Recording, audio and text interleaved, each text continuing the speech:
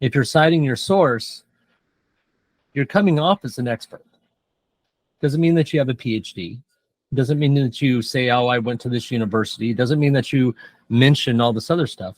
But if you're citing your sources and actually thoroughly researching and making sure you're, and I'll always remind people, try and get closest to the source of the data as possible.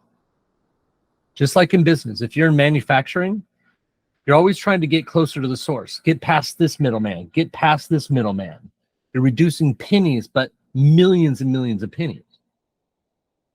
So you're doing the exact same thing when you're researching. You're trying to get closest to the source as possible, like find the original published article. If you're talking about something, go directly there, and especially about products.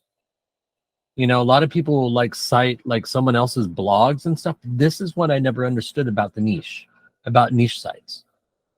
Quite often they're linking and citing other people's blogs. That makes no sense to me. The people I'm going to cite are the manufacturers, because that's the most valid source of that information. And then I match that with Google's information, what it knows. Is it in its knowledge graph? Can I look it up? Can I provide a link to it? Cite that as my source.